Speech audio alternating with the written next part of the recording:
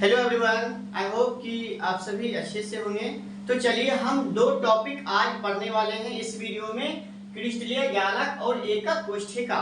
इसे इंग्लिश में बोला जाता है क्रिस्टल लैटिस और इसको बोला जाता है यूनिट सेल। तो सबसे पहले हम डायग्राम बना लेते हैं, डायग्राम से ये दोनों टॉपिक को समझ जाएंगे।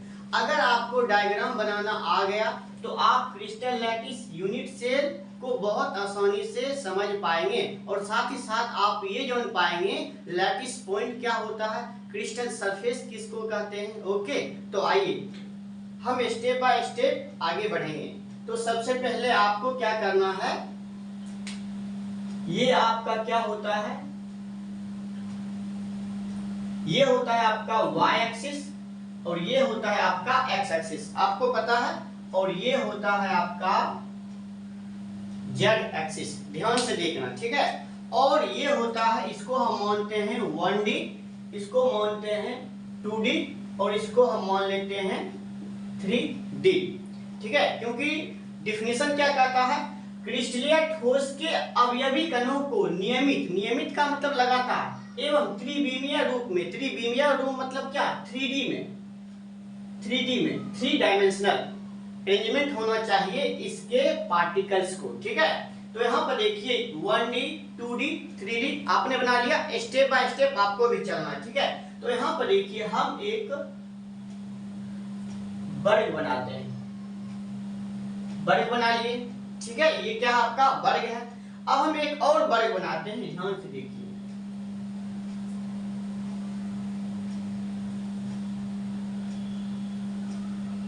देखिए एक वर्ग ये और एक वर्ग ये हो गया। अब आपको क्या करना है, इसको यहां से मिला देना है, इसको यहां से मिला देना है और इसको यहां से मिला देना है, ठीक है। इतना आपने कर लिया, स्टेप बाय स्टेप चलते हैं। अब आपको क्या करना है, यहां पर देखिए इस सरफेस में देखना है, इस वाले एरिया में। तो ये वाला जो एक आपका डंडा है, यहाँ पर आपको बीचों बीच क्या करना है, एक पॉइंट देना है। फिर इस डंडा में आपको क्या करना है, बीचों बीच क्या देना है भाई, पॉइंट देना है। चलिए देखिए, अब यहाँ पर एक डंडा है, यहाँ पर आपको क्या करना है, बीचों बीच एक पॉइंट लगाना है और फिर यहाँ पर बीचों बीच पॉइंट लगाना है। इतना आपने कर लिया, आपको कुछ नहीं करना है, इसको क्या करना है, मिला देना है। मिला दिए और फिर हम इसको यहाँ से मिला दिए, ठीक है। प्लस का साइन बन गया, ये वाला सरफेस हो गया। अब ऊपर वाले सरफेस में चलते हैं।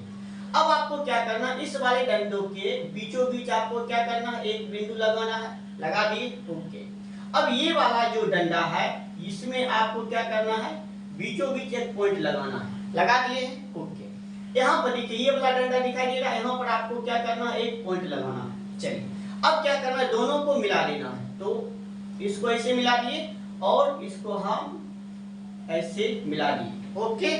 आप भी करते चलिए।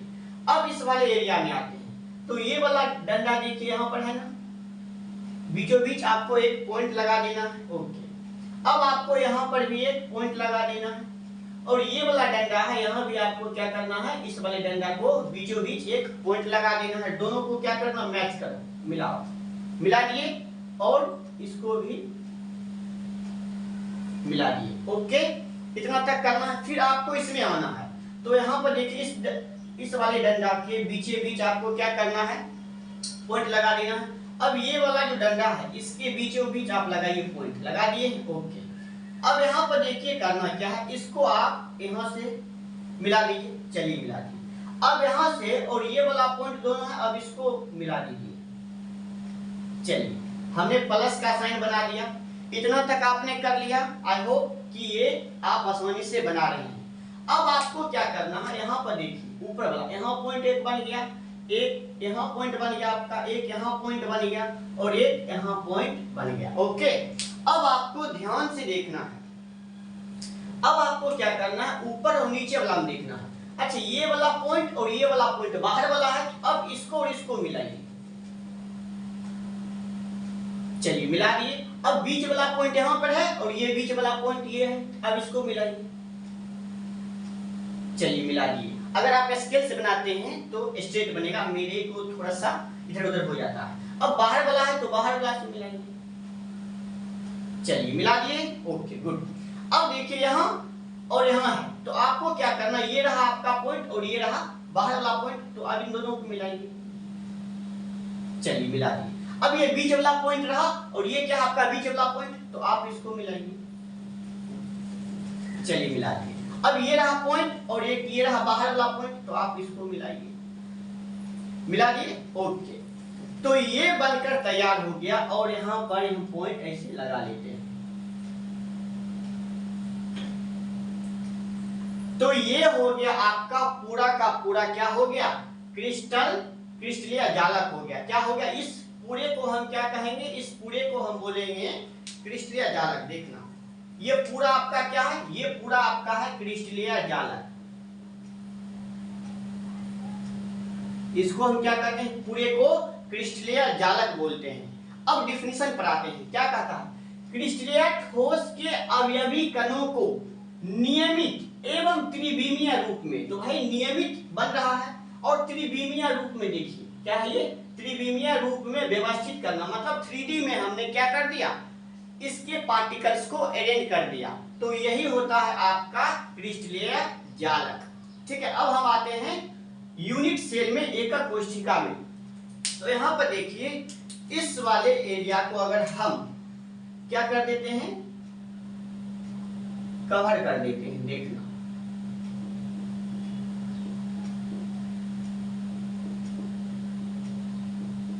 इस वाले एरिया को, इसको हम रंग दिए, तो इसको हम क्या बोलते हैं, इसको हम बोलते हैं यूनिट सेल। क्या बोलेंगे, यूनिट, इसको हम बोलेंगे यूनिट सेल, एकक कोशिका। क्या बोलेंगे, एकक कोशिका। ओके, और ये पूरा आपका क्या है, क्रिस्टलीय जालक है। तो डिफिनीशन पर आइए। देखिए एकक कोशिका क्या कहता है, किसी क्रिस्टलीय जालक का वह छोटे से छोटे इकाई जो बार बार पुनरावृत्ति से संपूर्ण क्रिस्टल का निर्माण करता है, तो वह एकक कोशिका यूनिट सेल कहलाता है।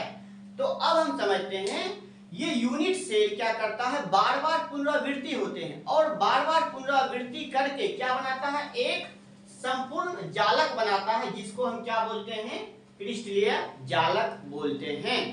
तो ये आपका एक क्या है, यूनिट सेल है। क्या है आपका, ये यूनिट सेल है।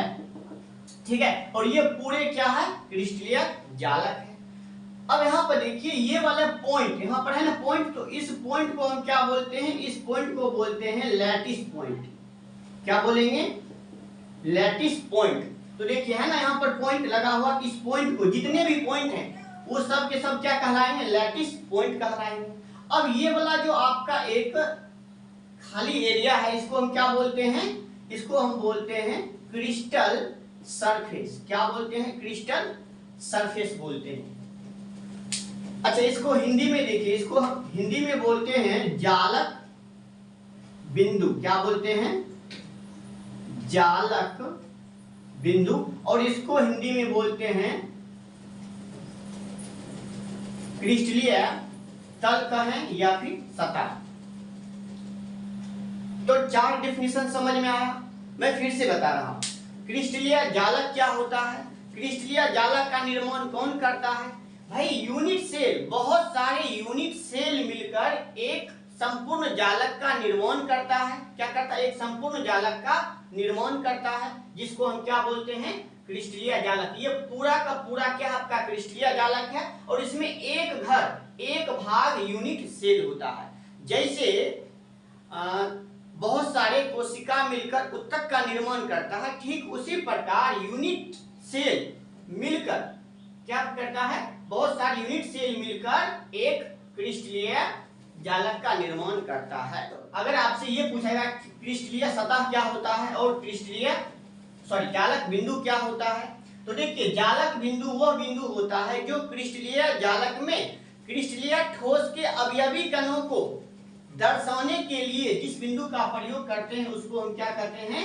जालक बिंदु कहते हैं। और क्रिस्टलीय सतह क्या होता है, तो क्रिस्टलीय सतह हम उसको बोलेंगे, किसी क्रिस्टलीय जालक में जो सतह होता है, जो प्रयुक्त सतह होता है, उसको हम क्या कहते हैं, क्रिस्टलीय सतह या क्रिस्टलीय तल बोलते हैं।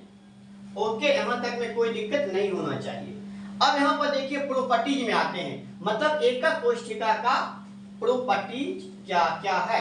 तो पहली बात यहाँ पर देखिए, एक और हम बना लेते हैं, ये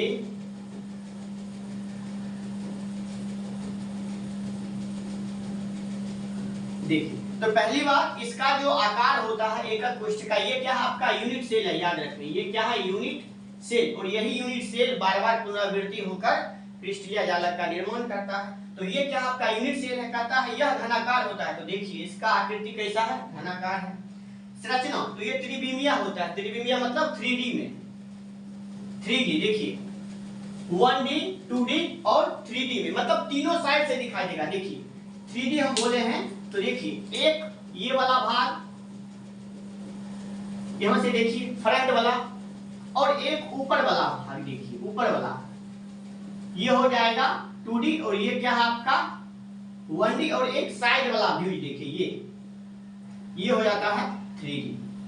तो ये क्या होता है, त्रिविमीय होता है। अब कहता है इसमें 6 फलक होते हैं। कितने फलक होते हैं, 6 फलक होते हैं। तो अब उसे हम कैसे दिखाएं, देखिए इसमें 6 फलक होते हैं।